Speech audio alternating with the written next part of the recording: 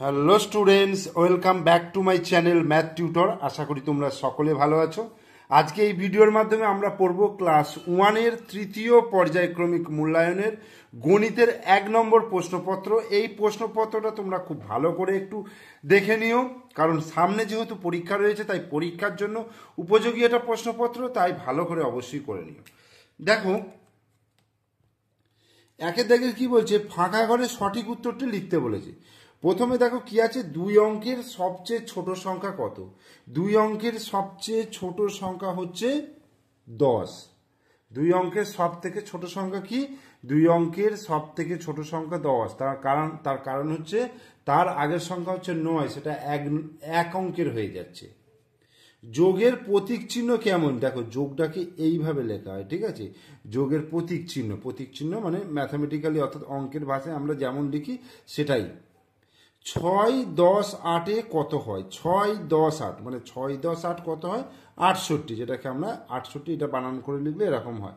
8 ও 8 পেট কাটার মধ্যে নয়, টয়ে টয়ে হচ্ছে 68।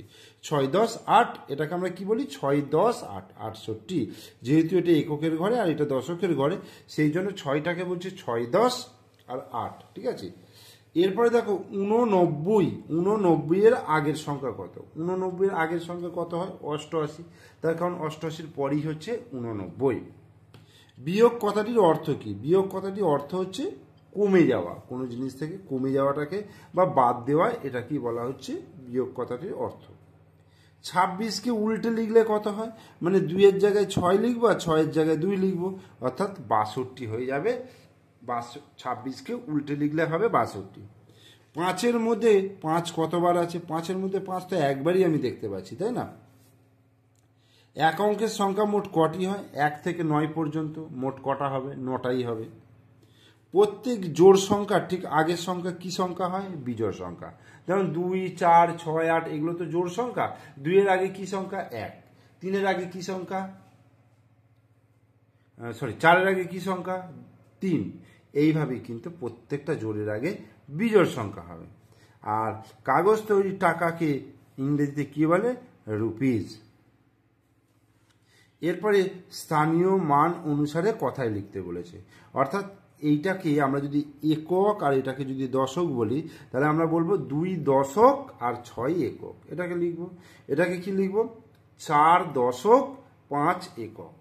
এটাকে লিখবো 5 দশক 8 একক। এটাকে লিখবো 38, 3 দশক 8 একক।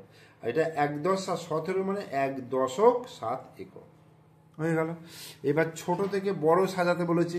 ছোট থেকে বড় দেখো, 12, 9, 32, 19। এখানে সব থেকে ছোট সংখ্যা হচ্ছে 9, তারপরে হচ্ছে দেখো 12, তারপরে হচ্ছে 19, তারপরে হচ্ছে 32।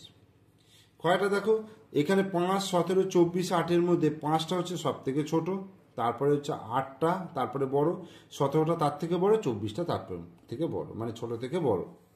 12, 18, 10, 31। এখানে 10 হচ্ছে সব থেকে ছোট, তারপর 12, তারপর 18, তারপর 31। এইভাবে ছোট থেকে বড় সাজানো হলো।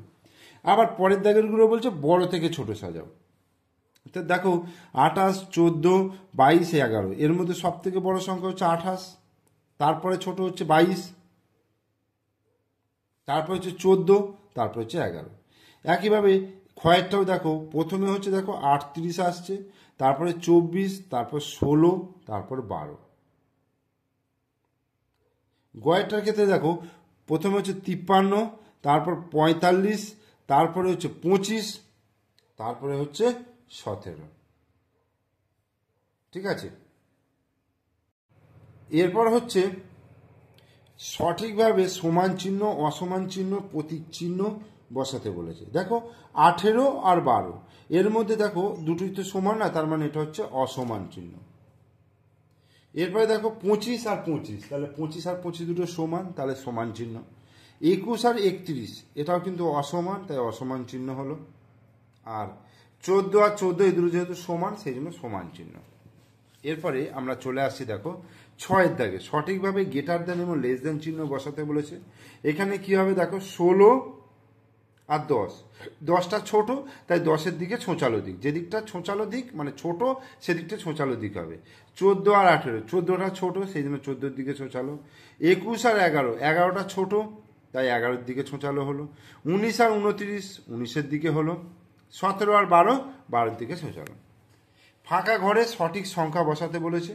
5 যুক্ত ড্যাশ সমান 30, 5 আর 25 যোগ করলে 30 হয়। 19 যুক্ত ড্যাশ সমান 29, 19 যুক্ত 10, 29। 12 যুক্ত ড্যাশ সমান 25, মানে 12 যুক্ত 13 সমান 25। 15 যুক্ত ড্যাশ সমান 29, মানে 29 থেকে 15 বিয়োগ করে যেটা হবে সেটা এখানে বসবে, তার মানে 14। আর 8 আর 1 যোগ করলে 9 হলো। এইবার এখানে নির্দেশ মতো যোগফল আর বিয়োগফল বলেছে। দেখো 9 আর 9-এ 18-র 8 হাতে 1, 3 আর 1-এ 4 আর 1-এ 5, তাহলে 5 10 8 58। এখানে দেখো 7 আর 4-এ 7 8 9 10, 11-র 1 হাতে 1, 4 আর 1-এ 5 আর 1-এ 6, 61। এবার এখানে 45 থেকে 26 বিয়োগ করতে বলেছে। 5টাকে দেখো এখানে 5 যেহেতু ছোট আছে উপরে, তাহলে কি করব, আগেরটা থেকে কেটে 3 করলাম, এখান থেকে 1 নেওয়া মানে এখানে 10 চলে আসবে। 10 আর 5 15, তাহলে 15 থেকে 6 বিয়োগ করলে 9, 3 থেকে 2 বিয়োগ করলে 1। আর এখানে দেখো 4 থেকে 2 বিয়োগ করলে 2, 3 থেকে 1 বিয়োগ করলে 2।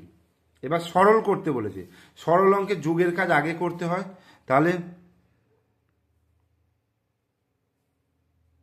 এখানে দেখো 12 থেকে 6 বিয়োগ করলেও হয়ে যাবে, কিন্তু 12 থেকে 6 বিয়োগ করলে 6 হলো, 6-এর সঙ্গে 9 যোগ, তারপর বিয়োগ 4, তারপর 3 যোগ, তারপরে 9 আর 4-এ কত হচ্ছে, এই 9 আর 6-এ 15 হচ্ছে।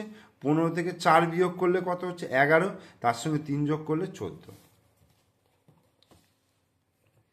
এরপরে অঙ্কের ভাষায় প্রকাশ করে সমাধান করো। একটি বাগানে 19টি গোলাপ ফুল ফুটেছে, ওই বাগানে আরও 15টি গাঁদা ফুল ফুটেছে, বাগানে মোট কটি ফুল ফুটেছে? তাহলে 19 আর 15 যোগ করি, যোগ করলে কত হচ্ছে, 9 আর 5-এ 14, 4 হাতে 1, 3, তাহলে বাগানে মোট 34টা ফুল ফুটেছে। একটি গাছে 38টি টিয়া পাখি বসেছিল, হঠাৎ তার মধ্যে 16টি টিয়া পাখি উড়ে গেল। তাহলে মানে উড়ে গেল, বাদ চলে গেল, এগুলো হচ্ছে কমে যাওয়া, অর্থাৎ বিয়োগ। 38 বিয়োগ 16, তাহলে এখান থেকে বিয়োগ করছি। 6 কয় দিতে আর 2 দিতে, 3 1 কয় দিতে 3 2 দিতে, তাহলে এখন গাছে 22টি টিয়া পাখি বসে রইল। আর একটা হচ্ছে, তোমাদের স্কুলে থেকে 32 জন ছেলে 24 জন মেয়ে একটি মিনি বাসে করে বেড়াতে গেল, তাহলে তোমরা মোট কতজন বেড়াতে গেলে যোগ করব, 32 আর 24, তাহলে এটা যোগ করলে কত হচ্ছে, 4 আর 2 6, 3 আর 2 5, মানে আমরা মোট 56 জন বেড়াতে গেলাম। তাহলে 1 নম্বর প্রশ্নপত্রটা করিয়ে দিলাম। তোমরা অবশ্যই প্রথম থেকে শেষ পর্যন্ত ভিডিওটা মনোযোগ সহকারে দেখো। ভিডিও ভালো লাগলে লাইক করো, কমেন্টস করো, বন্ধুকে শেয়ার করো। আর আমার চ্যানেলে নতুন দর্শক হলে অবশ্যই চ্যানেলটিকে সাবস্ক্রাইব করে দিও, পাশে থাকা বেল আইকন প্রেস করে দিও। আবার পরবর্তী আর একটা ভিডিও নিয়ে হাজির হব। আজকের জন্য আপাতত এই পর্যন্তই।